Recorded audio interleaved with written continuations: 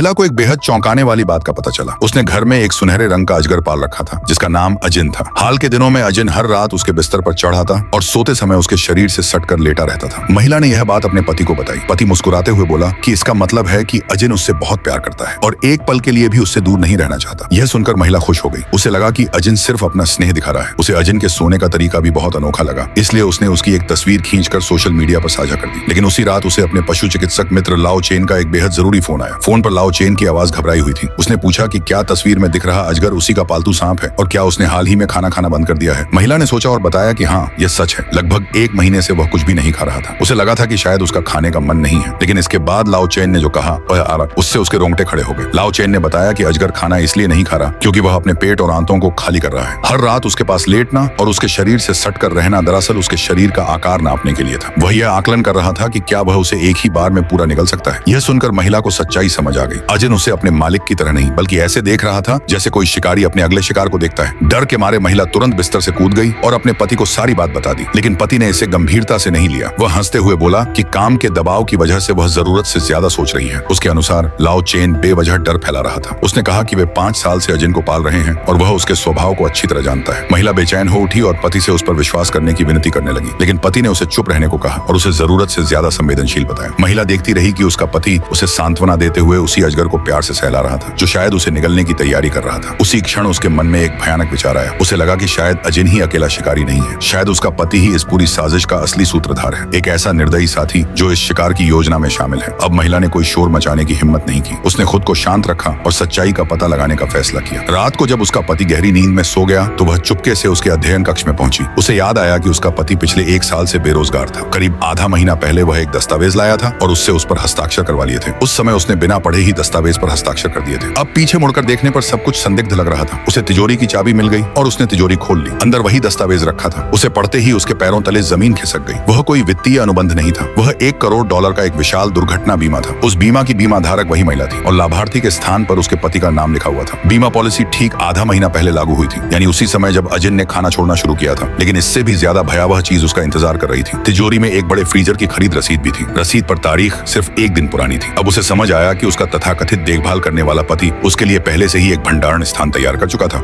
सच्चाई किसी तेज धार वाले चाकू की तरह उसके दिल में उतर गई। वह पूरी तरह टूट चुकी थी, लेकिन वह जानती थी कि रोने का यह सही समय नहीं है। उसे खुद को बचाना था। उसने सारे दस्तावेज वापस अपनी जगह रख दिए, फिर चुपचाप कार निकाली और उस डरावने घर से भाग निकली। रास्ते में उसने लाओ चेन को फोन किया। रोते हुए उसने मदद मांगी और चीख कर कहा, मेरा पति मुझे मारने वाला है।